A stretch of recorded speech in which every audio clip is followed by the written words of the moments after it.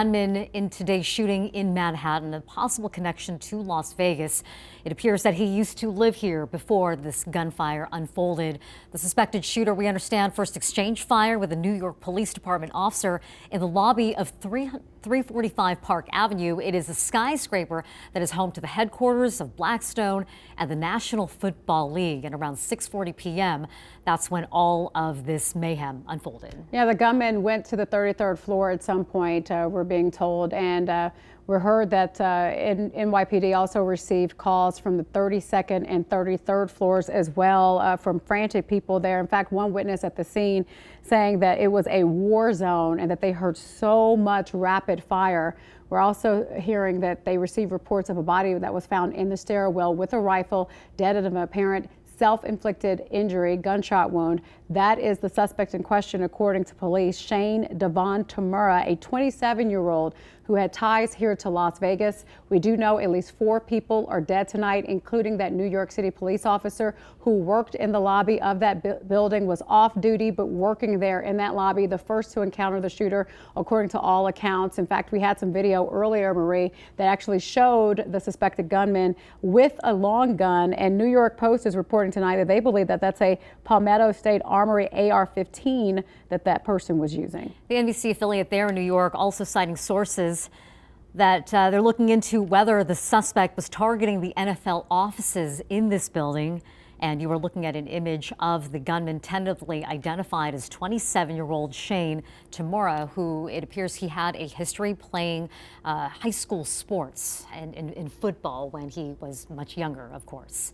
Again, here's that image of the gunman allegedly walking to that building carrying a long gun.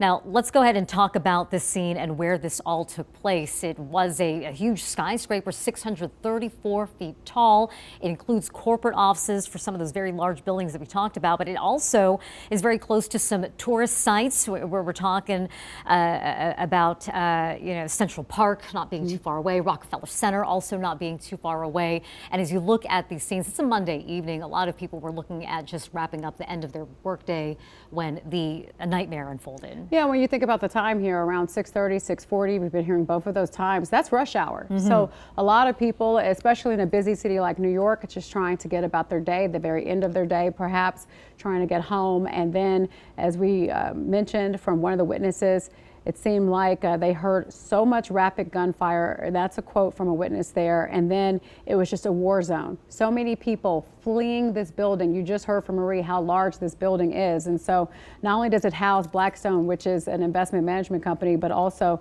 the NFL headquarters. And so a lot of people running for cover, running for their dear lives after these gunshots broke out this evening. And then we heard the unfortunate news that 4 people are dead now, including that New York City police officer who was working in the lobby there. And the gunman presumably killed himself on one of the upper floors there, the 33rd floor, after police say he barricaded himself on that floor. Again, police trying to figure out why he was there in the first place, where the gun came from, and if this was in fact a target attack. And Marie, I know you were saying that there are speculations out there that this in fact was possibly a targeted attack on the NFL offices in that building. We're getting some responses now from New York lawmakers. They're calling this a horrific shooting.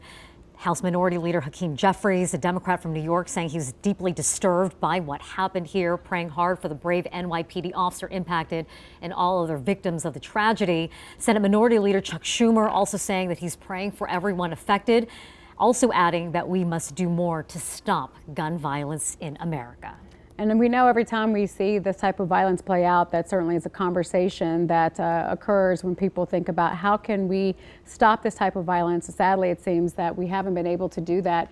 Right now, we're looking at what appears to be a concealed firearms permit that belonged to Shane Devon Tamura, a 27-year-old here from Las Vegas, and that was issued, it looks like, possibly here in our area. But again, he was in New York City, which has very different gun laws. And of course, we'll be looking into all of that about how he possibly was able to get that, what is believed to be an AR-15 there to New York, if he had been there for an extended stay or if he perhaps arrived there today. There's just so much that we don't know. What we do know is that so many people feared for their lives today and had to run literally for cover to try to protect themselves. But sadly, some people did not make it out, that officer being one of them, who passed away at a hospital today after being shot, presumably by the man you're looking at right there, 27-year-old Shane Devon Tamura, allegedly from Las Vegas.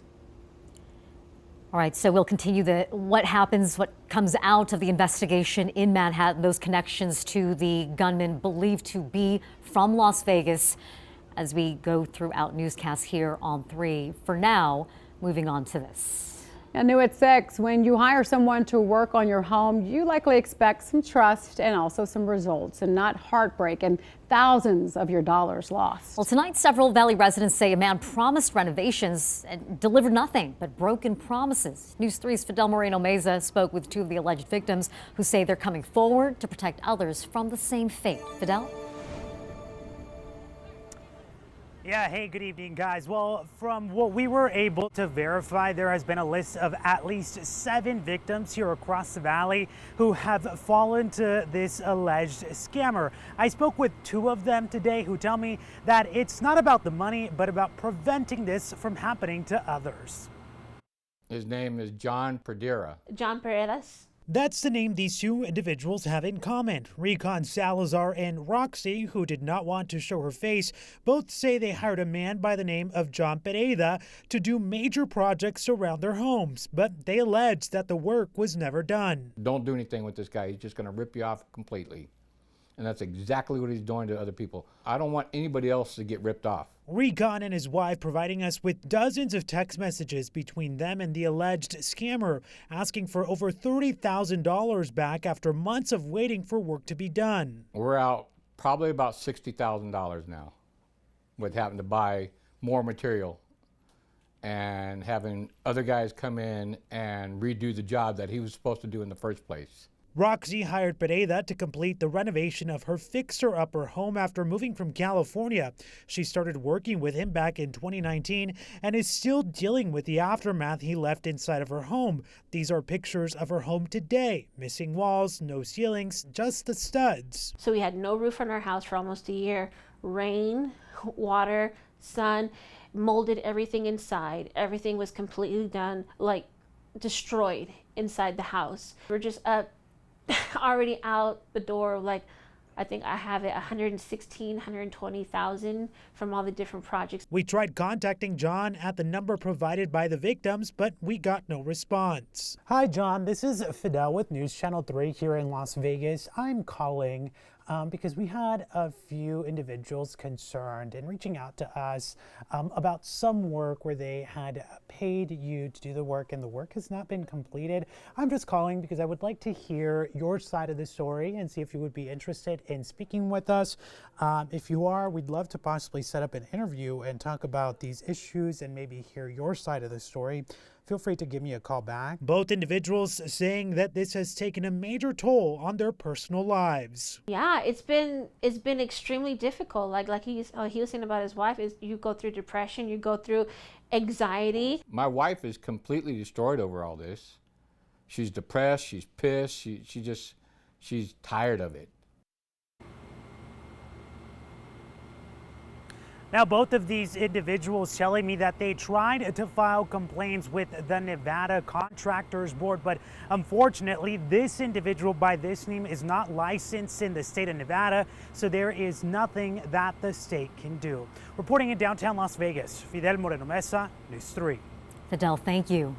We talked with the licensed contractor about what you can do to avoid contractor scams, and he says you need to make sure that you verify the contractor license with the contractor board. Pay them through that license and not to their personal name. And never pay cash, Zelle, or PayPal. You could pay with credit card or a check, but only to the company. He also says don't pay all at the start of the project. He says that you can make that final payment once the project is in fact complete. All right, we want to thank you for joining us as we continue to follow this breaking news out of New York City, where 5 people now are dead following a shooting that happened around 6:30 this evening. This was in Midtown Manhattan there. A gunman apparently raining terror on people inside this building. It's a 44-story building that houses an investment firm, Blackstone, and also NFL headquarters. And we're learning tonight that the alleged gunman Shane Devon Tamura, a 27-year-old, is here from Las Vegas. That updated death toll from the NBC affiliate in New York, saying that it was an NYPD officer and at least 4 other victims who were the ones who lost their lives today.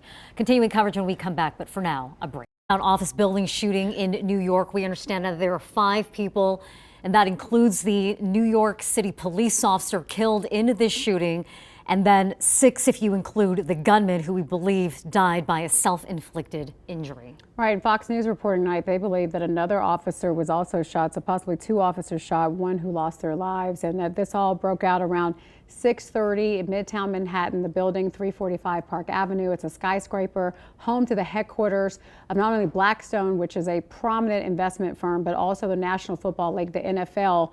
We're still trying to figure out more about why this may have happened, but here's what we can tell you. The shooter, the alleged shooter, has been identified as 27-year-old Shane Devon Tamura. He is one who is believed to be a resident of Las Vegas. We don't know why he was there in New York. Right now, you're looking at a picture of his concealed firearms permit, but we're told he was seen in video and pictures walking into this building in Midtown Manhattan with a long gun. We don't know how he got that particular gun and what may have been behind this possible motive here. But what we can tell you tonight is that people there in New York pretty shaken up after all of this went down. In fact, one witness calling it a war zone and saying that they heard so much rapid gunfire. And one of the words you hear often is horrific. Truly horrific. It's just heartbreaking attack. The NBC affiliate in New York, and I keep going back to their website because they're updating it constantly, right? They have so many reporters there on the ground. They're also saying that sources are looking into whether he targeted the NFL offices there in that skyscraper. And one of the things we've been able to learn about the suspected gunman is that he did have an athletic history, playing even football when he was a teenager in California. Yeah, right now we don't know if he possibly played in college, if he was at one point an NFL hopeful. We just don't know that right now, but we are learning that he went to high school in Southern California, and you're seeing him there in a football uniform. Again, this is Shane Devon Tamura, who is now 27 years old, was living here in Las Vegas, grew up in SoCal where he played football. We believe he may have lived here in the Desert Shores area, but we're still trying to iron all of this out. But what we can tell you is that police believe that he is the man that walked into a 44-story building in Midtown Manhattan, opening fire in the lobby, killing a New York City police officer, and then shooting and killing others as well. Tonight, we're knowing that now the death toll is at 5, and we can tell you that we just got word from our producer that Metro is at Shane Tamura's home right now. This, I believe, is a live picture from his neighborhood there. We believe it's in the Desert Shores area. Let's go bring in Esteban into the conversation. Esteban is our producer here. Can you give us a location for where we are looking at these live images where police have descended? So okay. At last check, we were thinking that he possibly lived in the Desert Shores area, and it looks like they're going into his subdivision right now as our producer tries to figure out exactly where this is. But this is a live look at a neighborhood here in our valley in Las Vegas. We have a crew there on scene as we're all trying to figure out who in fact is this alleged shooter, Shane Devon Tamura.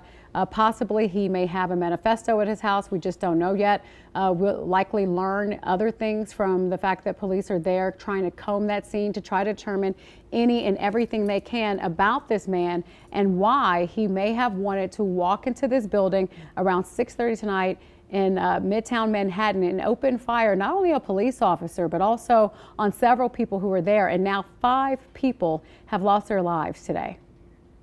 So this is near Lake Mead and Rampart. That's what our producer was telling us. And so a coast-to-coast investigation from Manhattan to Las Vegas now after this shooting in Manhattan. And you see there live on the right side of your screen. I mean, that's what we're talking about here. The humans impacted by this, just feeling just traumatized, at a loss for words, knowing that there was such tragedy on what should have been an ordinary Monday night. Yeah, and it seems that this is just playing out far too often, and we've seen it happening here at home where violence erupts when people are just trying to have a good time or go about their days. It's happened, the most notably one, the biggest one, 1 October of 2017, when a gunman rained fire on folks who were just going to a country concert, and 58 people lost their lives that night. And then we saw what happened at UNLV when students were simply in class and a gunman walked into one of the buildings there, Beam Hall, and rained terror on the students there, shooting and killing 3 professors and wounding a 4th. And then most recently, it was the LVAC shooting that happened where a person lost their lives at that athletic club when people literally in broad daylight were just trying to get a workout in. And now we're seeing this playing out in Manhattan where folks were just probably ending their workday, ready to go home. That officer likely being one of them who, yes, signed up for this to protect and serve, but certainly wanted to go home to their family tonight and is not able to do so. And police want to know why. And that is why you see that heavy police presence still in New York. And then you see the heavy police presence here in Las Vegas, because first things first, they had to make sure the scene was safe. Now they're trying to figure out, now that they know who this person was, they want to try to figure out what made him tick. What was he up to days before? No doubt there's someone who's probably also combing through his social media as we speak, trying to figure out if there was any hints that trouble was to come. And so much work that is underway on both coasts tonight, because police desperately want to know why so many people, 5 people, lost their lives tonight, and why this alleged gunman, Shane Devon Tamura, was the one who they believe pulled the trigger. They want to know why. We're going to continue to follow this. Again, we're following it here not only from New York City, but here at home as police are combing through the home of this individual. We'll continue to follow this not only on air, but also online at news3lv.com. We'll be right back.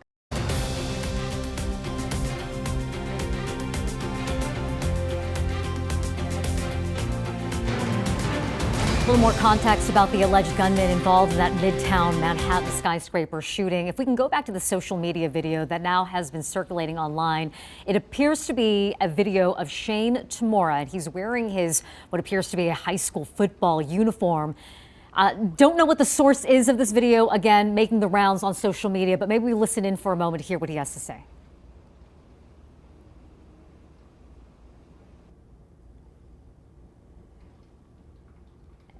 Looks like they're trying to re-cue it. We definitely had to stay disciplined. Our coach kept saying, don't hold your heads down, don't hold your heads down. We just had to stay disciplined and come together as a team.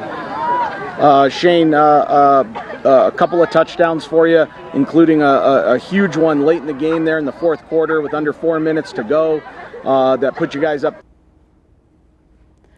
All right, so again, this is video that's been circulating online. We don't know the source of it, but we're told that that is Shane Devon Tamura, a young Shane Devon Tamura in high school where he played football in Southern California. We also showed you not only just this scene that's playing out there in New York City, as you can see, pretty active as they're trying to figure out what's going on and what people saw and heard so they can try to piece together how this all came about. But we also showed you a live look at something that's playing out here at home. Police, Metro Police, on the scene of a neighborhood here in our valley, presumably the suspect's home. We believe it's the Desert Shores area, Rampart, and I believe Lake Mead is that area. And so we have a crew at the scene gathering information. We'll continue to follow this breaking news and bring you the very latest at 7 o'clock. Marie, we're expecting a news conference in New York City. From New York City, so we'll bring you that when that happens. For now, thanks for joining us here at 6. The News 3 app. This is News 3 with breaking news.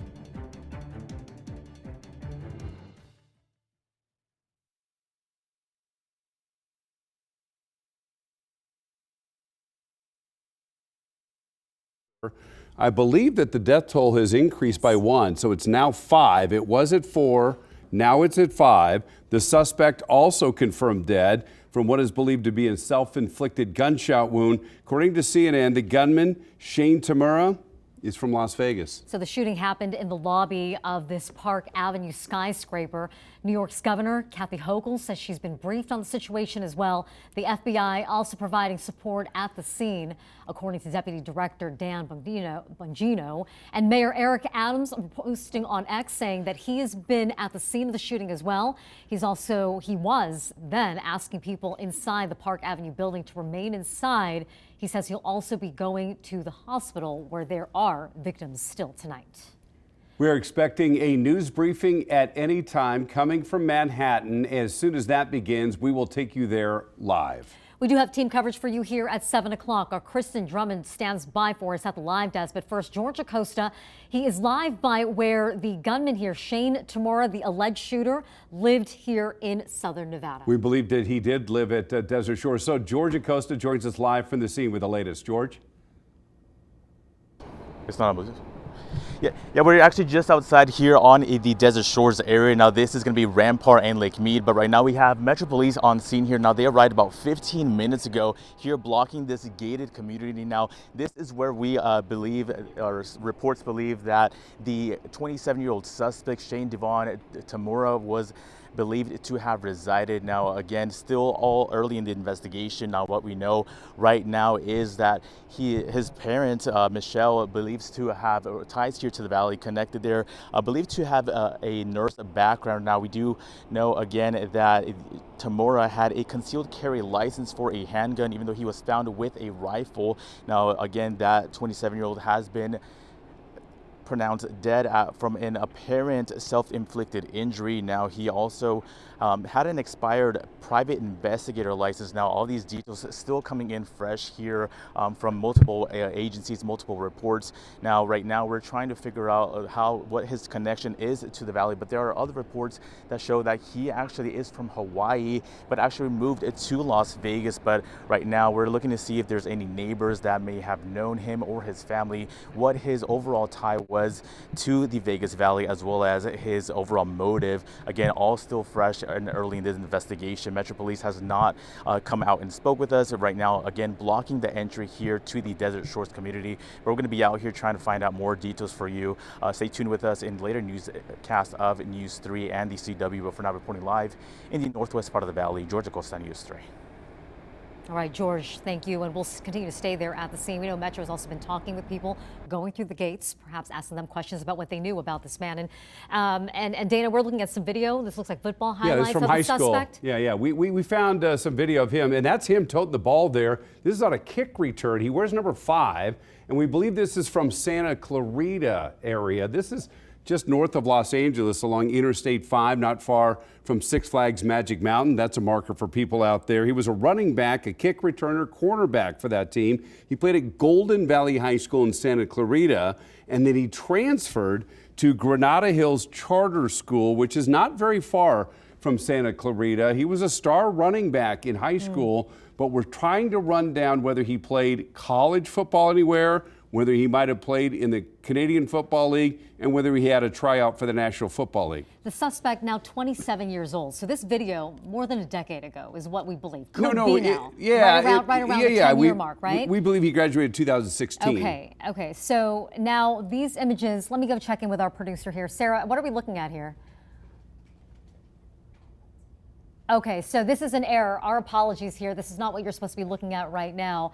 We are continuing to look online and learn more about this suspect, Shane Tamura. This is a video, again, posted when he obviously was in high school. So again, right around 10 years ago. Let's play it for you and listen in to what he has to say.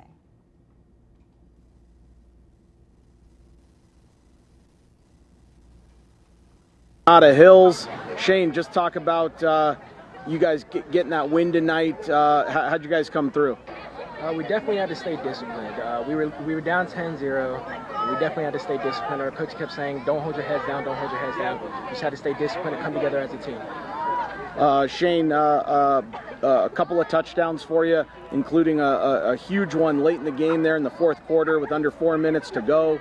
That put you guys up 35-24, sort of sealed the game there for you guys, gave you guys a nice cushion. Take us through that play right there, jailbreak screen right there. Then you broke free about the 50-yard line. So that's Shane Tamura when he was a running back at Granada Hills High School.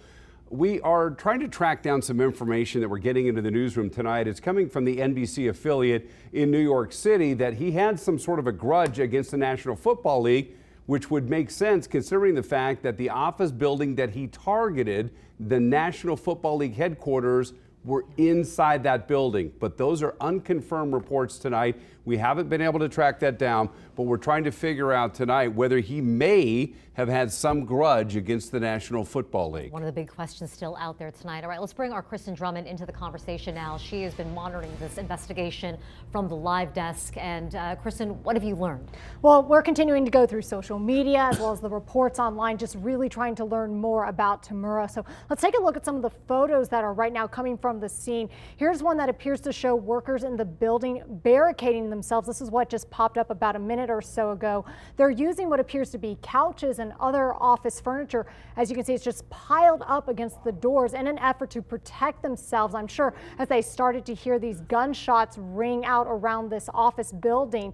Now, we've also been looking around online. We've seen this other picture. It is the concealed firearms permit issued to Tamura from the Las Vegas Metropolitan Police Department. It appears to have been issued on June 14th, 2022, and we're also seeing the long gun, and we've seen a picture that appears to show the gunman killed also in an office space on the 33rd floor of that skyscraper. Now, after gunshots rang out, police responded to the building. As you can see right there, they're rushing inside to try and stop who that gunman is. As what we're hearing, it's Tamura, but we know the building has a number of businesses, as you've been mentioning, Dana and Marie. That includes the headquarters of the NFL, and I've been looking online. They're actually located, from what I'm seeing, on the 5th through 8th floor. So we're unsure at the moment why Tamura may have gone to the 33rd floor and who is actually the target of this attack. But again, this is actually the 254th mass shooting in the U.S. this year.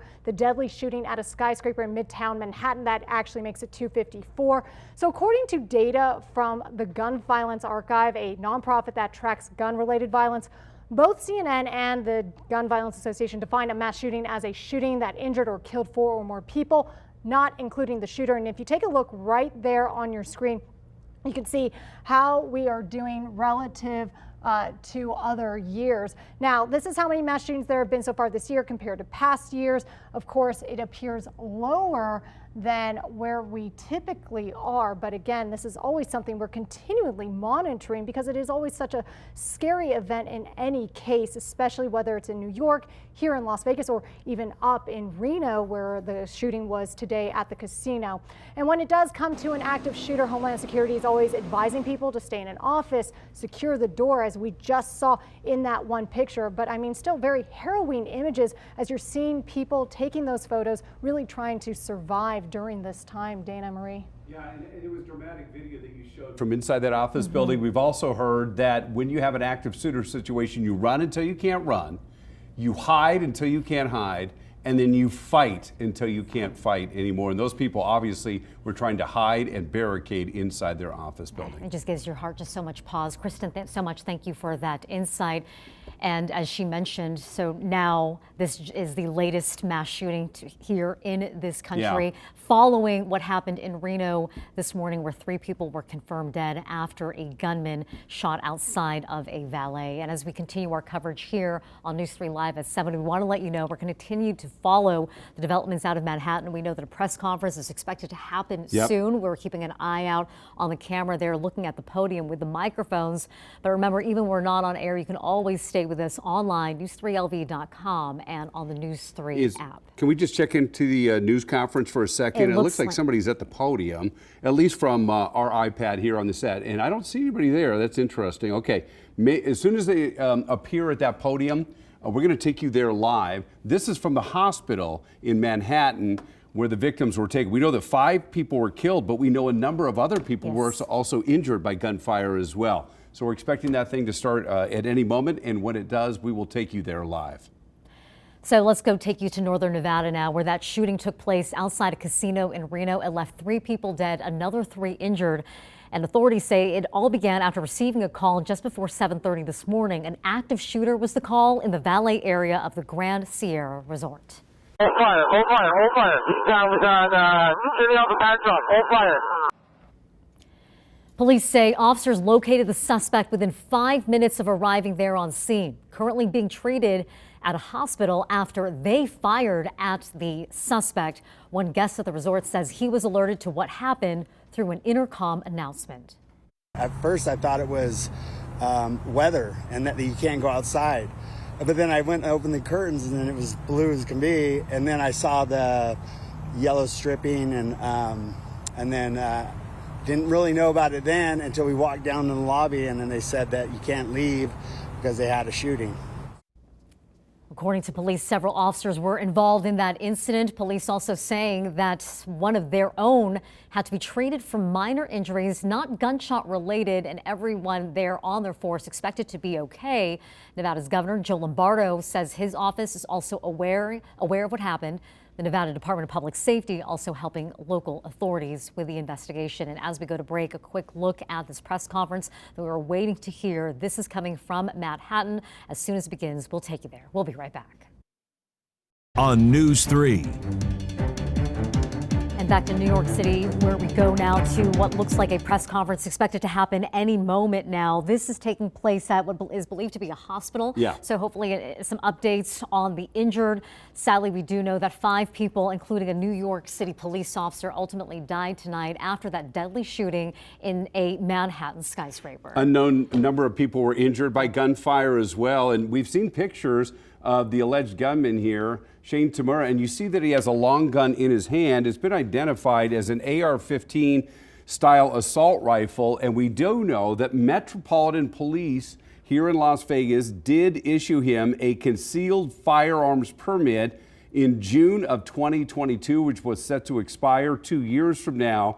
So presumably he is familiar with firearms, and this is that badge that we were talking about. This is his concealed firearms permit issued by the Metropolitan Police Department here in Las Vegas. So we believe that he lives here, and how he ended up in New York is still unclear. We do have Metro Police outside of what is believed to be his home neighborhood near Lake Mead and Rampart as we speak. That's Desert Shores. For people who are familiar with it, Desert Shores neighborhood. So a coast-to-coast investigation after what unfolded here this evening. You're looking at live images now of Metro's response here in Las Vegas. Clearly, we have a crew there at the scene. So how did this come to be? What was the motive here? Lots of questions. Correct. We do know that the 27-year-old suspect did play football in high school. He did. He played in Southern California. We've also heard unconfirmed reports that he may have spent some time early in life in Hawaii, but we know that he played for 2 high schools in Southern California, one in Santa Clarita called Golden Valley High School,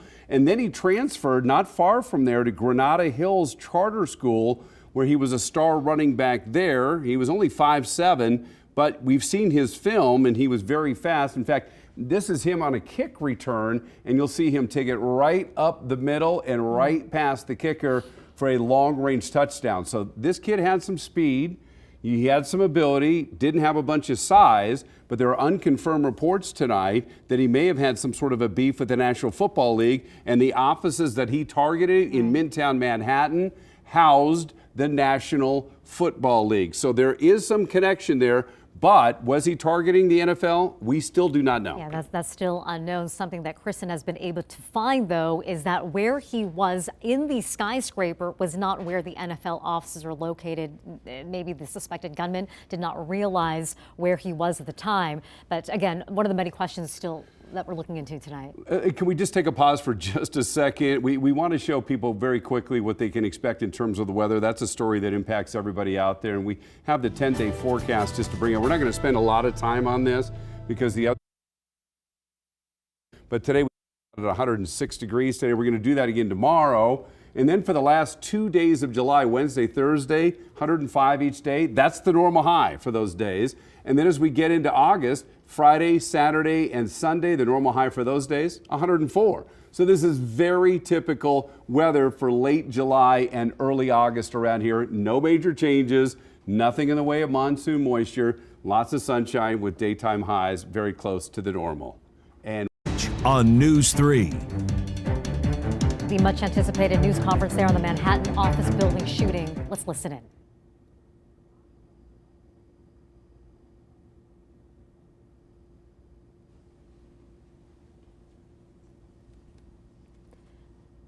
All right.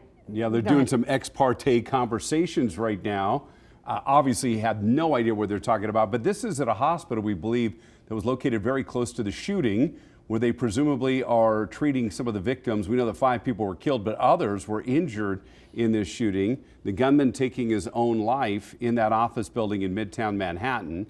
And if they have the audio up in the background, we'll be able to tell when they start here. But this was a shooting that happened at 6:30 local time. That means 3:30 this afternoon our time, when a man with a long gun and AR-15 style rifle walked into an office building, shot a police officer there, killed 4 other civilians and injured numerous others, and we're waiting for the news conference to begin. The suspected gunman identified as 27-year-old Shane Tamura with ties to Las Vegas. In fact, it's believed that he was living here. How he ended up in New York and why, still unanswered. But you do see members of the police, looks like perhaps some of the medical response as well. And what I'm also seeing, some heavy hearts there, Dana. I mean, one of their own died today in this shooting. It's supposed to be a typical Monday evening, anything but there in Midtown Manhattan. It's so true. And when these things strike your community, I mean, you were here during 1 October, and that was in 2017, and our hearts are still heavy from that 8 years later.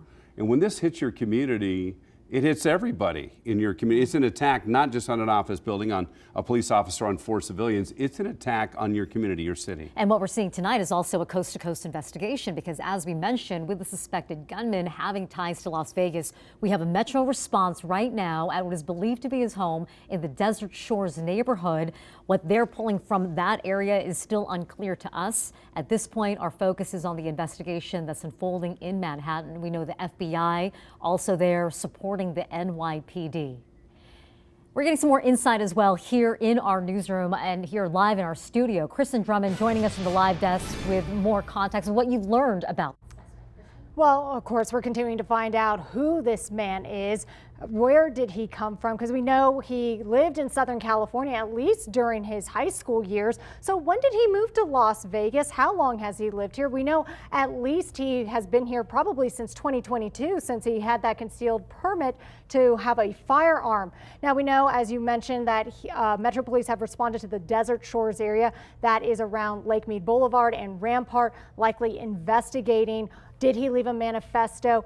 Is there anyone else involved in this shooting? Did he potentially get a gun here that he brought to New York? Again, questions that we're still trying to answer. Right now, you can take a look at your screen. This is just the police response that happened after this shooting around 3:30 our time here in Las Vegas. Just a lot of first responders, ambulances, everyone responding to that building. As we know, many were injured.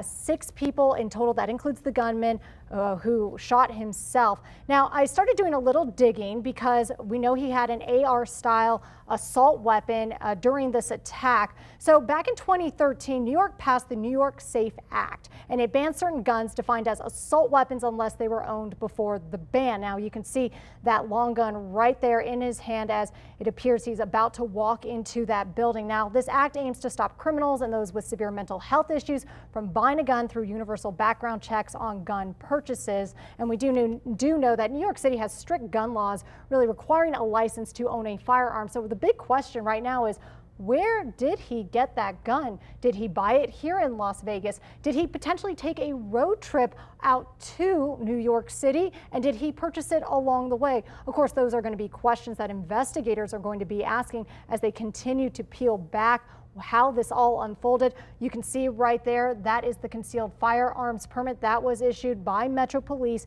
here back in June of 2022. Yes, as Dana had mentioned a little bit earlier, it was set to expire in 2 years. But again, the question tonight, how long has he lived here in Las Vegas? When did he go to New York City? And where did he get that gun?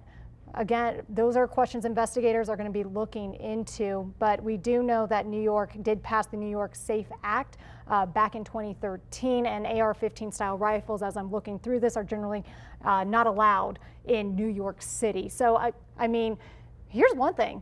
Did anyone see him walking down the street? Did anyone call 911? He wasn't trying to conceal it. No, it certainly was not concealed. So did anyone call 911 before he even entered that office building? Because that certainly would be an unusual look in New York City to see someone carrying a long gun. We do know, it being New York City, you have a lot of businessmen and women walking up and down those streets, tourists as well, since it is summertime out there.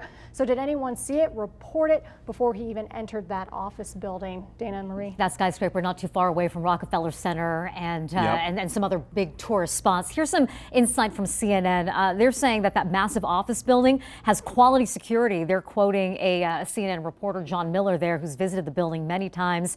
Good security, access control in the lobby that's designed to keep out trespassers, but it's not going to affect someone with a large gun coming through the lobby. Okay. The news briefing is beginning in Midtown Manhattan at the hospital. Let's listen in.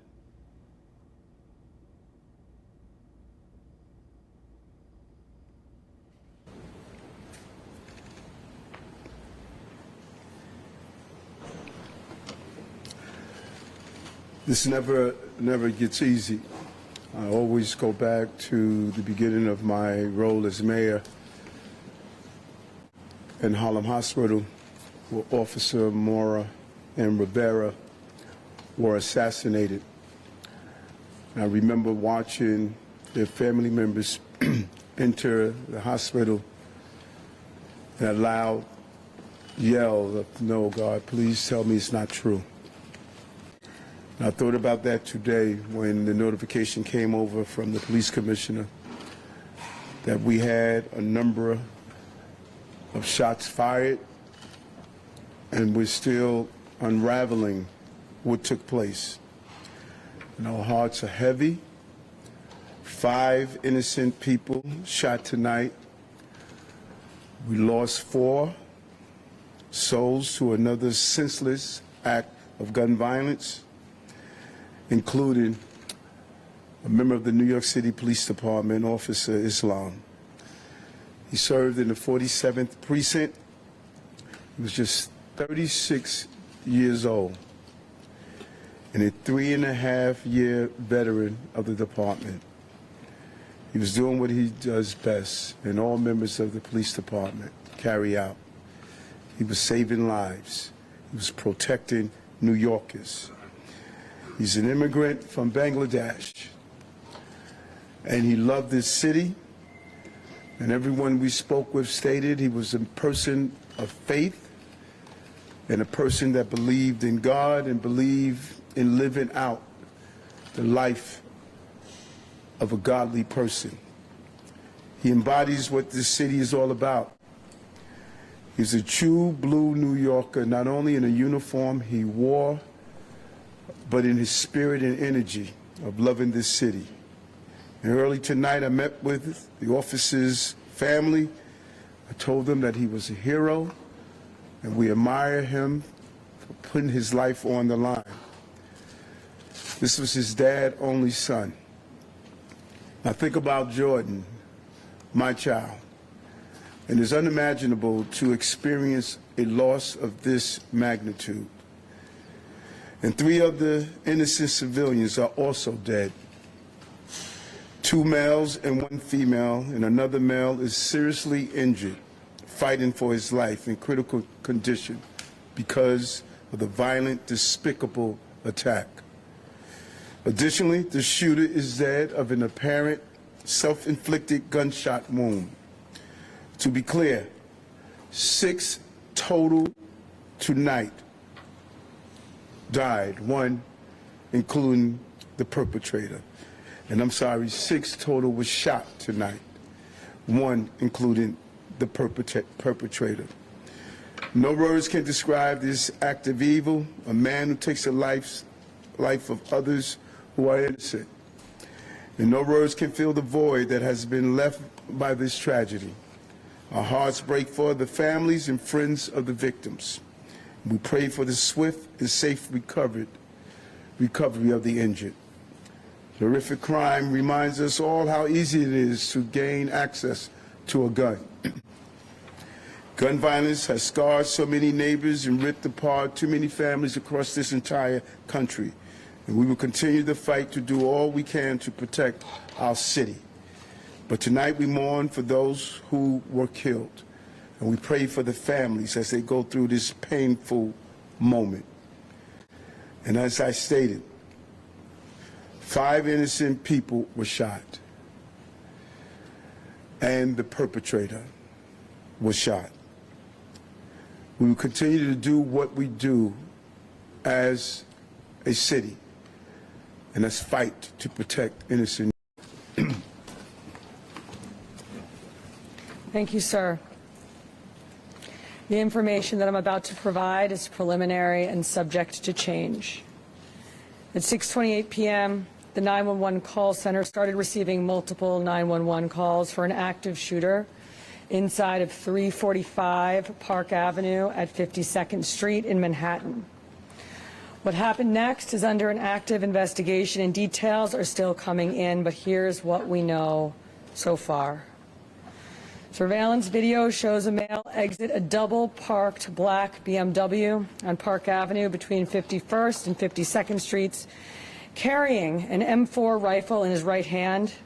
He walks towards the building's entrance. That individual was seen exiting the BMW alone. The building's security camera footage shows the shooter enter the lobby, turn right, and immediately open fire on an NYPD officer. He then shoots a woman who took cover behind a pillar and proceeds through the lobby, spraying it with gunfire. He makes his way to the elevator bank, where he shoots a security guard who was taking cover behind the security desk.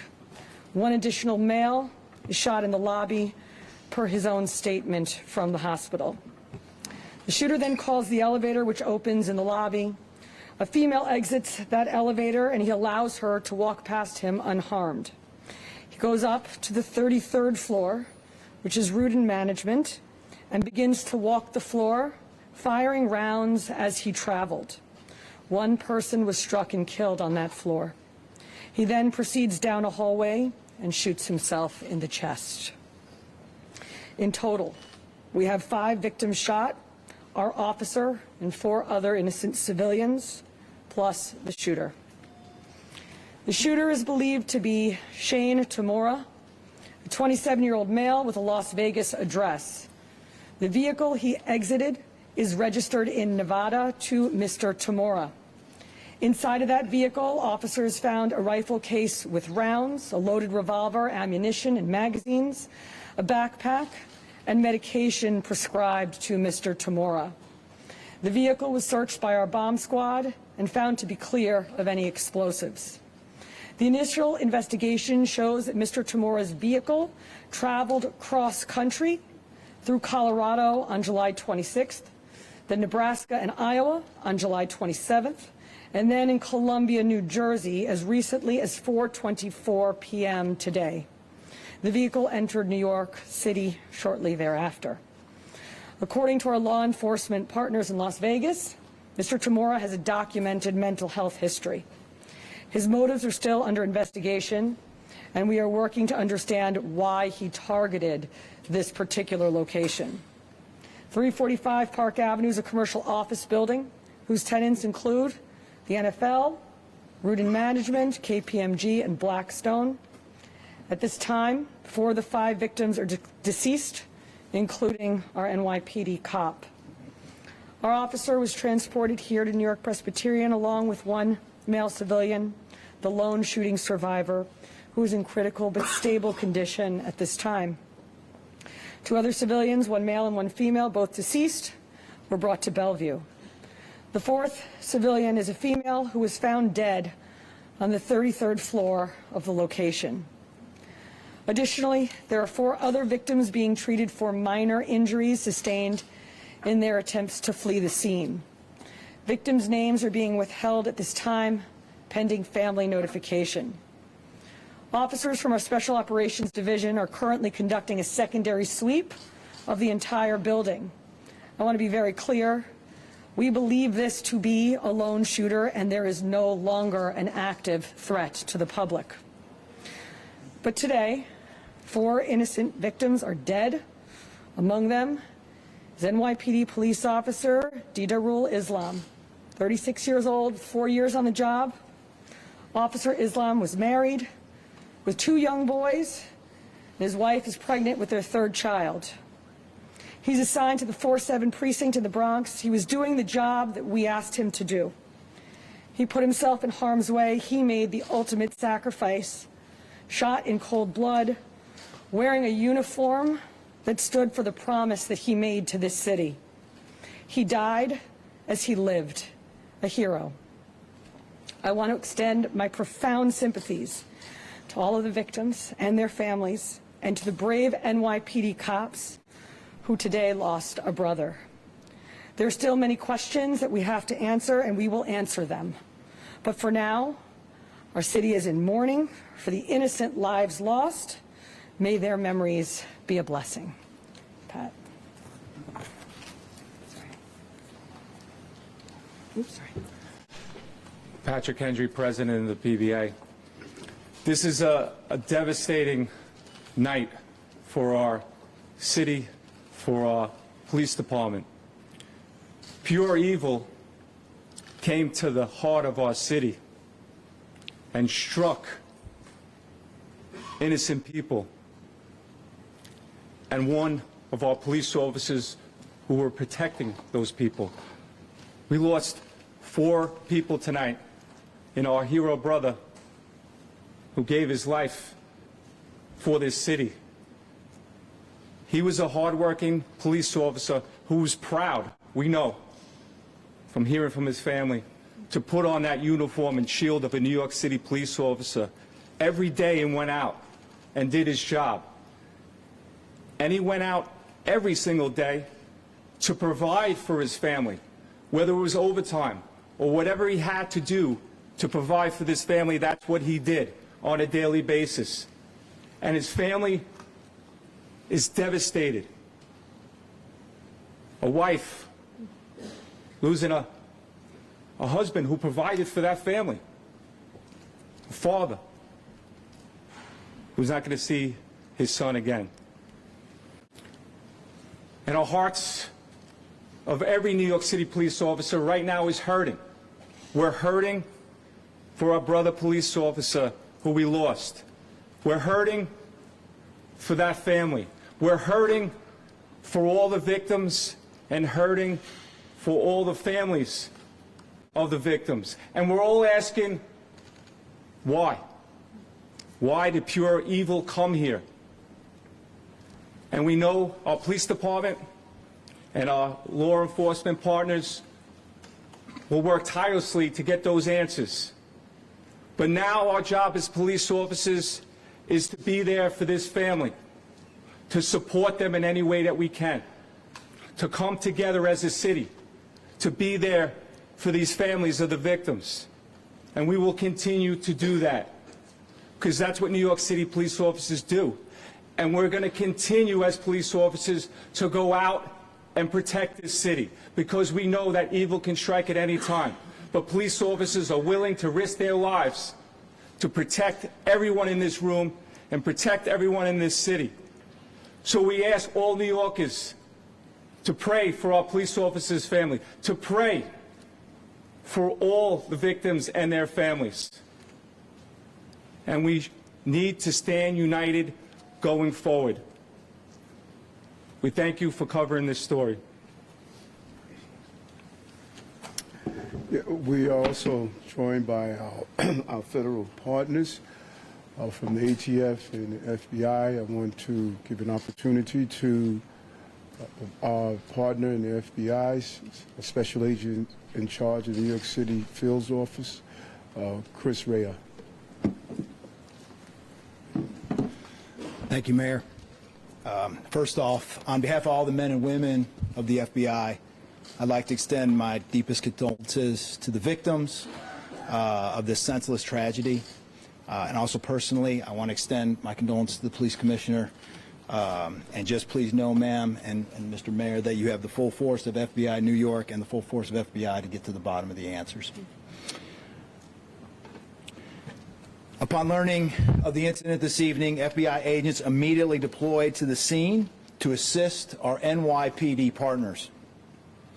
While this remains an NYPD investigation, the FBI's New York office stands ready to provide any and all resources to assist our partners. Initial checks of our internal systems have not revealed any information about the subject. But when and if more information becomes available, we will share what we can, when we can, with the public. Thank you. Okay, we're going to do some on-topic questions, folks. We'll start with CNN, please. Just a quick question about the police officer. When he was standing in the lobby, did he have a chance to fire his weapon at the shooter, or was it completely ambushed? And also, when the shooter got to the floor, approximately how many people were on that floor and what were they doing? All of this information is under active investigation. Videos are being reviewed. And then as this investigation continues to unfold, we'll be able to answer those questions. But right now, it's an active investigation. Miles Silver. Commissioner, if you could just talk about, he was working paid detail there. People who might not know what that means. And was he the only officer working that paid detail there? I believe that there were 2 officers in the building working paid detail assignments in different parts of the building. And what is that if people, may say he's on his day off working in a uniform? Paid detail is a program that we have set up at the police department that allows companies to hire officers in uniform to provide extra uniform security. Based on interviews with witnesses, did the shooter say anything at all? And secondly, did you leave behind any manifesto, any writings or people? I already described what we found in the vehicle, and it's too early in the investigation to discuss anything more.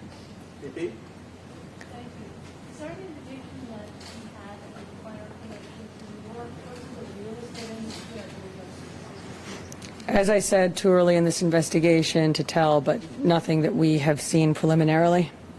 Commissioner, can you talk about what the medication was that was found in the vehicle? I cannot. Can you speak about any prior law enforcement contact you may have had? I cannot, other than to say that our partners in Las Vegas made us aware of a mental health history. Yes, Steve? What's your girl?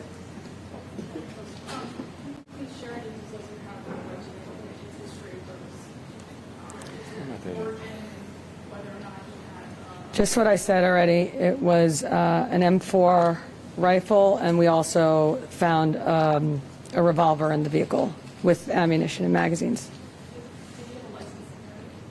He did have a license in the state of Nevada. Was there any intelligence indicating that this location was at risk beforehand? And are you considering this a targeted attack or an act of terrorism? At this time, it's too early in the investigation to tell. Thank you, everyone.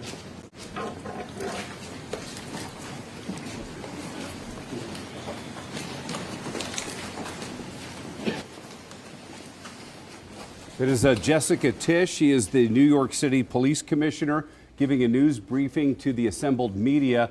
The news conference lasted about 15 minutes in length, and we received a lot of new information. Yeah. 5 people killed with the skyscraper shooting tonight. Among them, a NYPD officer, Didarul Islam, a father of 2, 1 more baby on the way. He'd been with the NYPD for just a couple of years, and they just could not say enough about his commitment to keeping that city safe, sadly losing his life with the ultimate sacrifice. As for the shooter, Shane Tamura, he did have a documented mental health history, according to Metro Police. That's what we heard at the news conference. So mental health issues are definitely a big piece of this puzzle right now. And they found inside his black BMW that he parked near that building on Park Avenue on 52nd Street, they found medication in there. The vehicle was registered in Nevada. They believe he drove from Las Vegas over the last 3 days to Midtown Manhattan. They also found in that vehicle a revolver with ammunition, but you see him there on the streets of Manhattan carrying the murder weapon, the M4 rifle. And it's what sounds like just a terrifying scene. He went into the lobby and then opened fire before going up to what I believe is the 33rd floor of what has been described as a real estate management company, Reno Management. It's an organization, and that is when he opened fire once again, taking lives before ultimately shooting himself fatally. Yep, shot himself in the chest, according to police officers. As for motive, that's really one of the big questions tonight. We don't have any answers as to motive, and hopefully we'll be getting those over the coming days. But for a man to drive 3 days across the country to open fire in a high-rise in Midtown Manhattan, it is puzzling for sure. The NBC affiliate out of New York was looking into whether there could have been a target on the NFL offices, which is in that skyscraper. Right. We do know that the suspect played football when he was in high school. That was about a decade ago, because again, he's 27 years old now. As you're looking at these live images there in New York, we can also tell you there is another live scene here in Las Vegas. Metro Police outside of what is believed to be his home in the Desert Shores area off of Lake Mead and Rampart. Reports that he actually lives with his mother here in the Las Vegas area, but we will continue to gather information. There is a lot to go through tonight.